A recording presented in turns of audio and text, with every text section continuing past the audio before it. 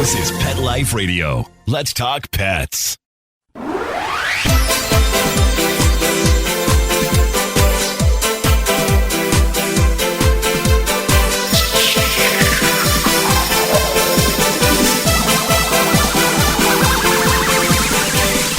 Hello, you're listening to Animal Party on Pet Life Radio. And today we have a really good show. I've received so many questions by email about your naughty doggies. So we're going to do a naughty doggy show. But I also received an email about coyotes. And so I want to talk about coyotes first. That's how we're going to start the show today. Welcome to the Animal Party. If you live in a big city, you probably think you're safe from coyotes. And you're probably wrong. If you live in the country, you know they're out there and they're getting more and more aggressive. So this is what's happening near Edmonton, Alberta. They are sneaking up on children in backyards. They're attacking dogs on walks. Aggressive coyote behavior is on the rise. And according to people who live there, they've never seen anything like it. Recently, Crystal Benoit was outside with her 3 kids, 2 8-year-old twins. The coyote was actually stalking one of her 8-year-old boys, creeping up on him. And she had to scare it away, like a mama bear jumping up, raising her arms, screaming and yelling, chase it away from her. Fairly large child, 8 years old. That's not an infant. So what's going on? Well, there's a few things that are contributing to this rise in coyote attacks. And it's not just Edmonton. It's all kinds of places in North America. One of the reasons is related to a nasty virus that is killing rabbits. And I know that's kind of remote, but that's what the coyotes normally eat. And usually rodents and rabbits are all over the place. And right now there's this disease called, I hope I say this right, rabbit hemorrhagic disease. And it's contagious and it's fatal. It's viral. It kills rabbits in as little as a day. And it's basically wiping out all the populations of these wild rabbits and hares and little bunnies that the feral population that has sustained all these coyotes. So now the coyotes need to eat something else. So in one particular place, there was a cemetery in Edmonton that was completely overrun with these little bunnies. And now there's none there, 0. So you can imagine what the coyotes that live in that area are doing. They're looking for cats and small dogs. So that's one reason. Another reason is there was an increase in dog ownership during the pandemic. And that means there's way more people walking dogs in parks, way more intrusion into their territory, way more of a threat to them, and also way more access to prey. So what do I mean by that? How can your dog be a predator and prey? Well, that's exactly, cats too, that's exactly what they are. They will kill things, but they can also be killed by things. And in the coyote's mind, your dog, most of the time, is either something it can eat, so prey, or something that competes for its food, or something that might kill its puppies, a predator. So in any of these situations, it's not a friend. It's not an ally. It's not part of the pack. So they really are a threat to your dogs. Now, I know there are some people who, my dog can take on a coyote, or my dog knows how to play with coyotes is another one they say. And I mean, that's just not a good way to go. First of all, it teaches coyotes how to dominate dogs. It teaches them that dogs are not to be feared. And we want them to run away from our dogs when they hear them barking. We don't want them to mix with them. But besides all that, do you know what coyotes carry? Oh my goodness. They carry everything you don't want your dog to have, from heartworm to fleas to mange to worms to absolutely everything under the sun. And some of it is very hard to treat and even hard to detect. So you don't want your dog messing with coyotes. Keep them away. All right. So what do you do? How can you be coyote safe? We're going to go through this quickly. Later in the show, I'm going to tell you what to do if you encounter a bear and what to do if you encounter a cougar. But for now, we're going to go with the coyotes. So if you encounter a coyote that is aggressive towards you, do not run. Okay. If you run, they have a really strong drive to chase running things. It's just built into them. They just do it. So if you run, it'll chase. So don't run. Back away slowly and speak to it in a loud, firm voice. If you have a really high voice, lower it. Talk in your lowest, deepest voice when you're trying to dissuade a coyote. If you have a walking stick, use that to protect yourself. And if you absolutely have to, Where you want to hit the coyote is the ribs and the stomach. Use that stick to deliver a bunch of hard blows or kick it. But that's the last resort because it could easily turn and bite you. And that will lead to a lot of infections and issues for you. Try no contact. Try and use your deep voice and slowly move away. Make yourself look big. If you have any children, grab them. And I don't care if they're 10 or 12, 14, 8, 6.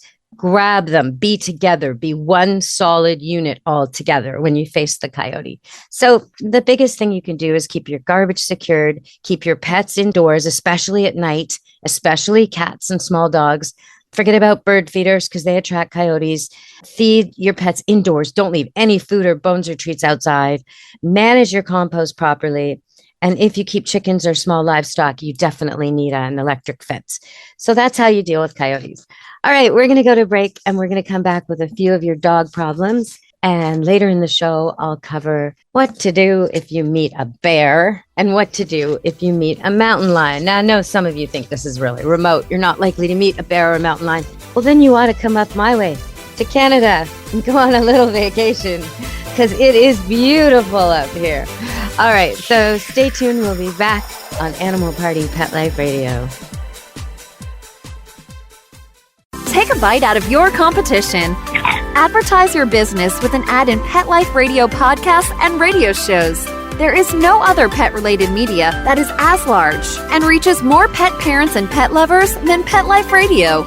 With over 7 million monthly listeners, Pet Life Radio podcasts are available on all major podcast platforms, and our live radio stream goes out to over 250 million subscribers on iHeartRadio, Odyssey, TuneIn, Stitcher, and other streaming apps. For more information on how you can advertise on the #1 pet podcast and radio network, visit PetLifeRadio.com/advertise today.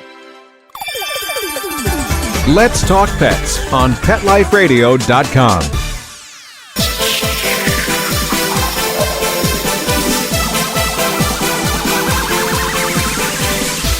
Hello, you're back on Animal Party on Pet Life Radio. Just Deb Wolf, your host, as always. And if you want to look up some of the training tips I'm going to cover today, you can see me demonstrating them on Deb Wolf Pet Expert YouTube with actually naughty dogs. Dogs who are not trained. They're not ringers. I didn't pick my best, most behaved dogs. No, I picked the ones that are just so stubborn and rude and difficult and make their owners frustrated. Those are the dogs I demonstrate with.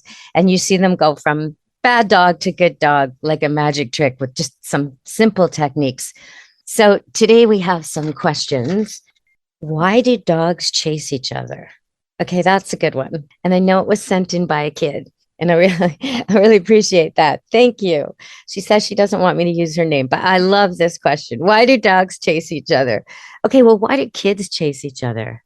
Why does anybody chase anybody? Why do people play tag? Why do people go jogging? Why do people play football?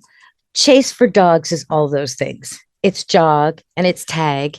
And it's the same kind of thing when you try to tackle someone and then you avert the tackle that tests your reflexes, that sort of quick movement. It's just the best way when dogs play with each other and run and play like that. It's the best way they can test all of their skills. They're jumping, they're bounding, they're running, they're turning, they're stopping, they're wrestling, all of it. So that's why dogs chase each other, because it's so fun. Okay, I've got another question. Is it all right to feed my dog broth? Okay, now that's a big question because you don't say which broth. It is great to feed your dog homemade broth, chicken broth, beef broth, whatever, turkey broth right now, because we just had Thanksgiving in Canada and Thanksgiving's coming up in America. So turkey broth. But the trick is the store-bought ones often have ingredients that are toxic to dogs, particularly onions. So steer clear of the store-bought ones unless you're absolutely sure they don't have onions in them. And when you make it for yourself, just add the things that aren't good for dogs last. Make the broth, add the onions later. It's so simple. Okay, so another question. I'm on a roll here. Okay, this is a weird one. Cat versus small dog. Who wins? Who wins? Well, some of that definitely depends on the cat and the small dog. So I'll give you a quick example. If we're talking about a blind, deaf, 13-year-old long-haired cat that's hardly moved even when it was young, versus a Jack Russell. Put your money on the Jack Russell, everybody.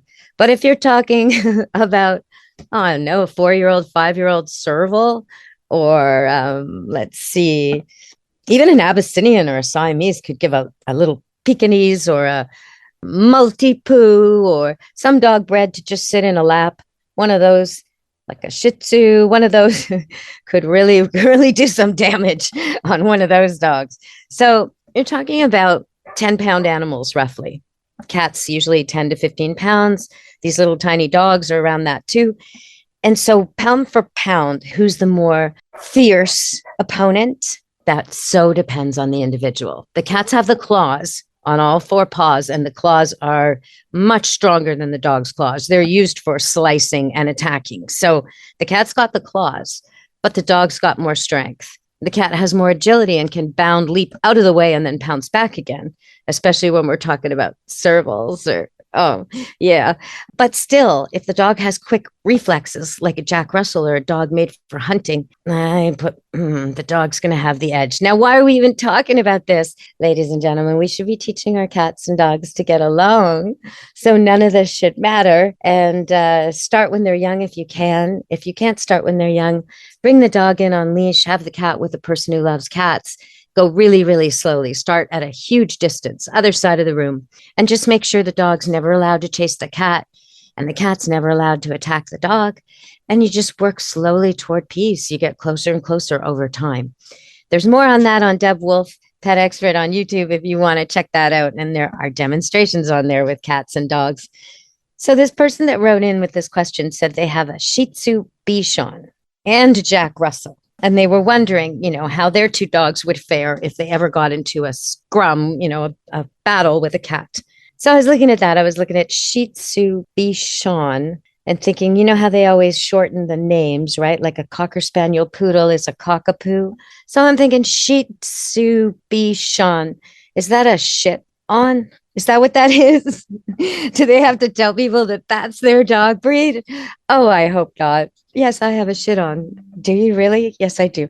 Okay. Well, bred for nothing but sitting on laps, a Shih Tzu Bichon is probably a very clever dog and willing to please. So you could use treats, not balls like you would use for the Jack Russell, but you could use treats to train this dog to do a bunch of little party tricks, like beg, like roll over, like pray, all kinds of body position tricks, kissing and smiling and sneezing, all these things.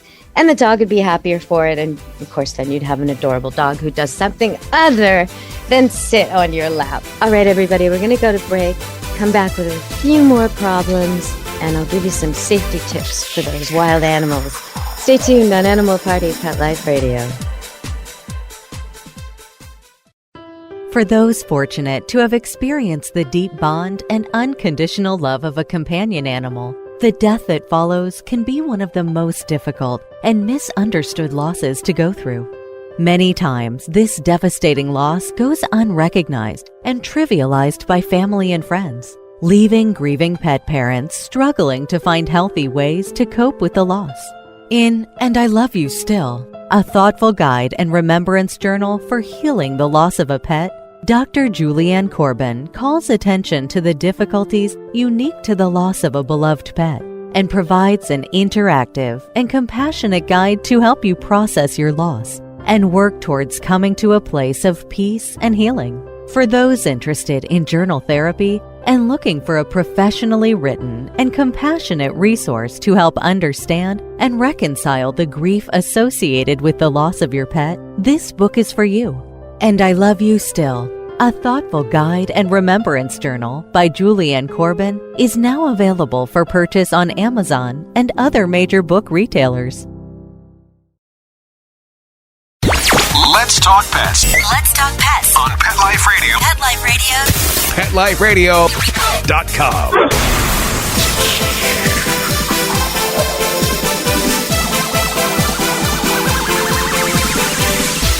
Hello, you're listening to Animal Party on Pet Life Radio with Deb Wolf. So I saw in the news, this could only be in Los Angeles, where the guy drives around with a treadmill in the back of his van and people book him for their little dogs so their little dog can go run on the treadmill.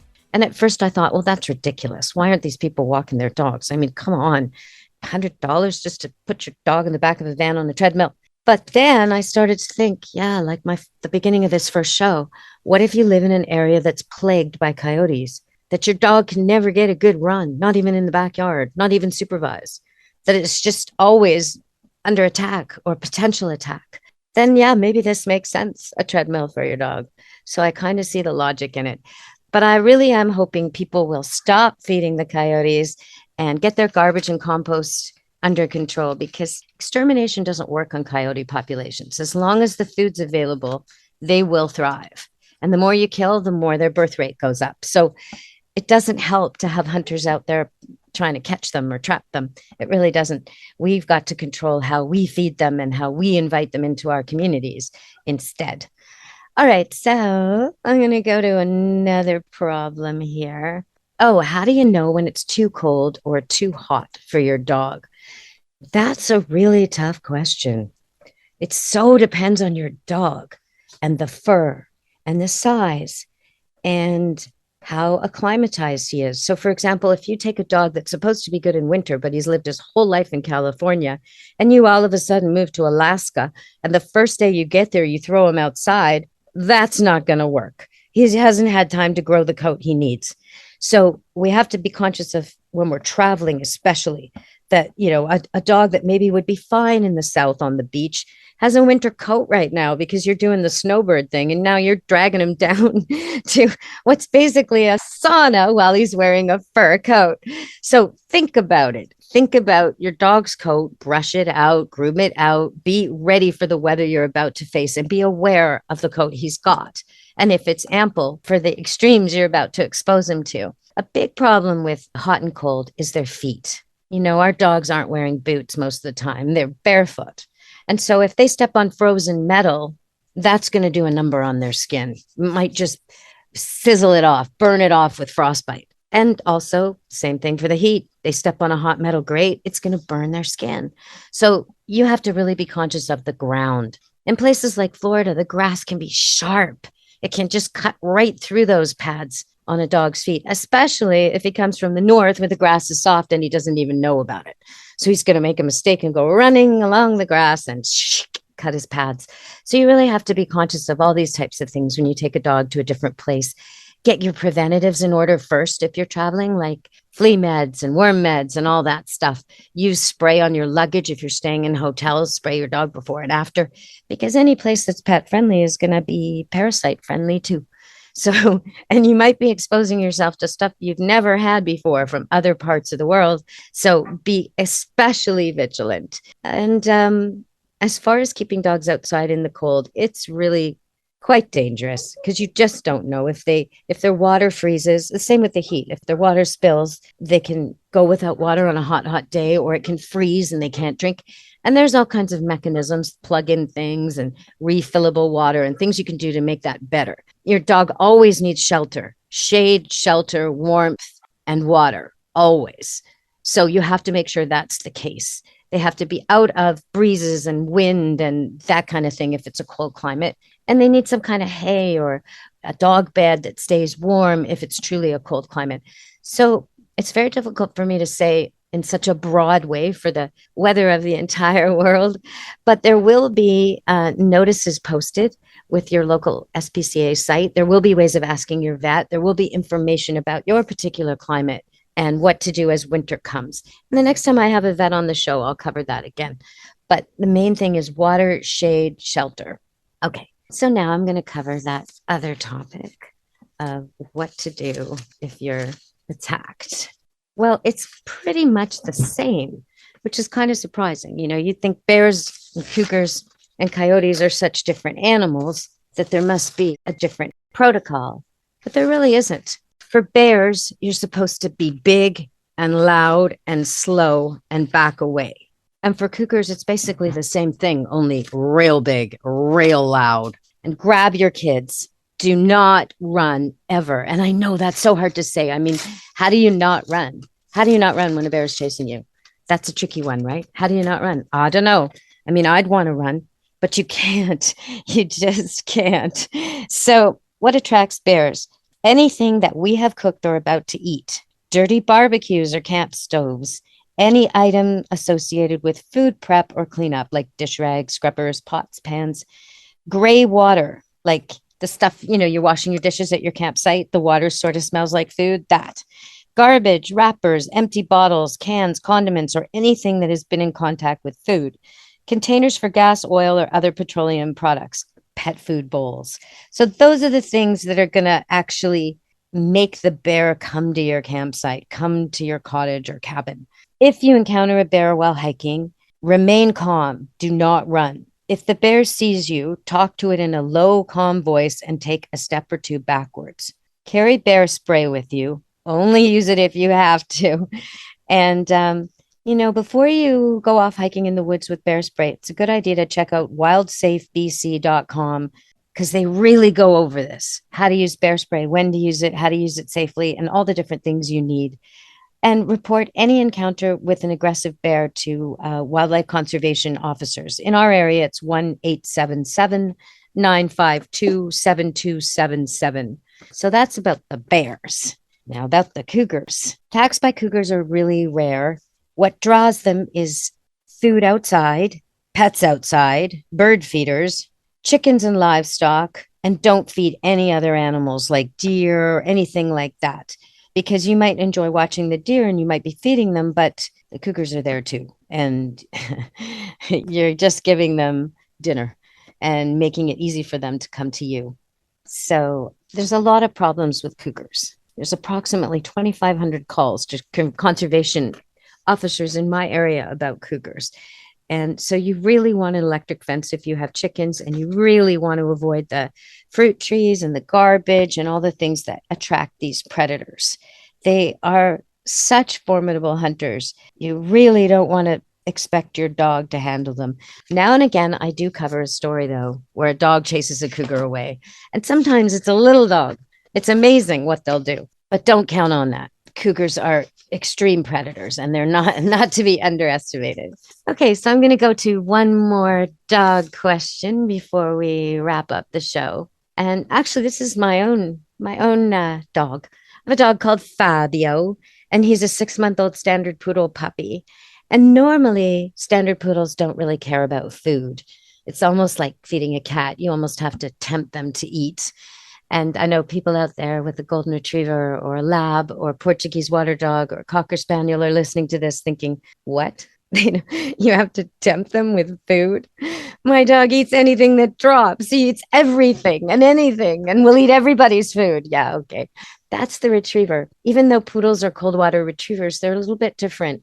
My golden retriever, who is fitter, and I guess he had to compete too much for food because what was happening was put him with the big dogs that he's now part of, the pack, and he started to be food aggressive. He started to growl at these dogs twice his size and try and hoard his food and take theirs. So what do you do when this happens? Well, normally with the dogs who are very food obsessed and very interested in food, I say feed them separately at the same time. That's the best way. Then you know one dog isn't overeating and other dogs aren't hungry, and there's no conflict and there's no stress at mealtime. They're not worried about who's going to get enough and will he take my food and that kind of thing.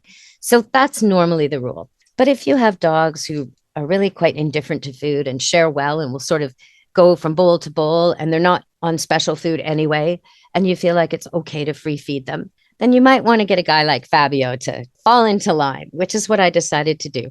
So I put Fabio in a group with 3 older dogs. 2 are mamas, and they don't take nothing.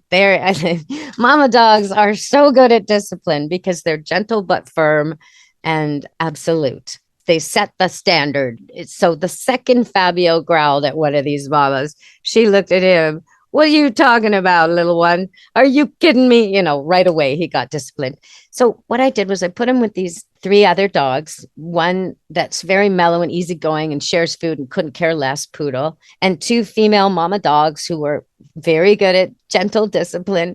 And I just made sure that there were more dishes than dogs, kind of like that game kids play, musical chairs, where there's not enough chairs, the opposite of that. More dishes than dogs. So if there were 4 dogs, I put 6 dishes in and I overfed. I filled them up. And so what happened was I watched, and Fabio learned that if he growled at anybody, they would chase him off that bowl. But if he just ate peacefully, nobody bothered him. And anyway, there was enough food for everybody. In the end, there was leftover in all the bowls. There was really no reason to fight at all. It took maybe 2 meals for Fabio to stop thinking about food as something he had to protect. So now he's a sharer and he doesn't care. And like all the other poodles, he's pretty indifferent to food. So I like that. He'll still work for a treat and he'll work for praise and he'll work for cuddles, but he's no longer causing issues with food and other dogs. So that's what I like to see. If you're looking for more behavioral tips, someone wrote in asking me, okay, I'm going to do this one before we go, even though we're coming to the end of the show. I'm going to do it anyway. Someone asked me, what do I do with a 1-year-old dog who won't come? Now, it's a long email, and in it, it kind of assumes the idea. It's got this firmly embedded idea that so many people have that you have to train your puppy when it's young or it's too late. Nonsense. It's never too late to train a dog. And a 1-year-old dog is so impressionable and young and naive and ready to learn. There's no reason you can't teach this dog to come. So the big thing is use a leash. Okay, so you take a big long leash when you wish you could let him go free, like at the big park or in the ravine or the forest or wherever, even the backyard. Big long leash. Let him do what he wants. And when you feel like it, yell his name. Let me see, what's the name? I don't know the name. I can't find the name right now. So let's just say Rusty. So you yell out Rusty, because I see a picture of the dog and he's red. Okay, so we yell out Rusty, and then you pause a second or two, give him a chance to listen. If he doesn't look at you right away, give a quick little tug of the leash, just gently. So he looks. It makes his collar jingle and it gets his attention and he looks at you. That's good. And then you give his command, come, and you only say it once. Now you pull him toward you like a fish if he doesn't come. If he sort of comes or kind of comes or comes halfway or indifferently comes, anything like that is not acceptable. You pull him toward you like a fish until he comes all the way directly right in front of you. Then you touch him and you tell him to sit and you tell him how good he is. And then you say, okay, go. And you let him go again. And you repeat this over and over until he's just coming as if you don't even need the leash, as if the leash is just not necessary. That's when you drop your end. You still do the drill. When he's perfect like that, you take that long leash and you replace it with a short one. And you still do the drills. And when he's perfect like that, ta-da, he can go no leash. So you do that for a while. Every time you take him for a walk and you want to let him go, you do that. And if he earns it through those steps, if he's coming perfectly, absolutely 100% military kind of response, instant right to you, great. You move up to the next level and he gets some off leash time. If he's not listening, if he's stalling, if he goes and pees on a bush, if he checks something out first, if he slows down on his way over, well, he's showing you he's not going to come to you off leash. He's showing you he's not even coming to you on leash. So keep the leash on and keep reviewing. It's so simple and it won't take long at all. You do this because most dogs think when you call them, the fun is over. And when you're doing this, the fun keeps going. He comes and then he gets to go again over and over. And he figures out, you know what? If I come, I get praised, I get touched. Maybe I get a treat sometimes if I do it really well. Nothing's lost. My owner's still here. I'm still here. We're still playing in the park. So I'm going to come when she calls me and see what good things she has for me. And then I'll go back and play again. And this just works so well. So check out Deb Wolf Pet Expert on YouTube to see Come When Called with dogs who don't come of different sizes and types. And you'll see how I go through it. It's really simple. It's really easy to do. I also have some really adorable Halloween pictures. We've started early here at Camp Good Dog. And every dog who comes to stay here this month is getting into a costume. That's right. Even the big tough guys, even the stubborn ones, even the hyper ones, even the ones who won't sit still, they're all learning to sit still and wear a costume. And so you can see them posing at Camp Good Dog on Facebook. Yep, they're there. Some of them look happy about it. One of them was so intense, he wanted so many costumes. We ended up dressing him up for Christmas. But most of them are learning some really good basics. Sit and stay. And you know what? It only takes a few seconds to snap the picture and then they get a treat. And by the time we get to their third costume try on, they usually are quite willing. So you can do it with your dog too. And if you want to learn how, go to Deb Wolf Pet Expert on YouTube. I've got demos on that too. I believe Daisy the Labradoodle demonstrated wearing a bridal ensemble at one point. And she is so hyper. She is a sporting Labradoodle, able to leap over anything, chase anything, doesn't ever want to sit still. And yet she did it. So your dog can do it too. I hope you're all having fun this month with Halloween and Thanksgiving and pumpkins. Ooh, and I've got an delightful little pumpkin trick. Yes, if you have chickens and you want to have your chickens carve your pumpkin, it is so easy. You take a knife and you just scrape off the outer rind where you would have carved. So if you were going to carve a big smiley face, you scrape off a smiley face, just the outer rind. If you were going to carve circle eyes, you scrape off circles for eyes, just the outer rind. And then you put the pumpkin in the cage with the chickens, and they will peck only the parts you scraped. And they'll peck right inside. They'll clean out the entire inside of the pumpkin. You'll be left with a perfect jack-o'-lantern without the mess. So that's my Halloween tip this year. Okay, everybody. Next week, I will be back with more dog tips and cat tips. And if you want to send me your questions, you're welcome to do that. I've had a great time. I hope you enjoyed the party today at Animal Party Pet Life Radio. From me, Deb Wolf, and from Pet Life Radio.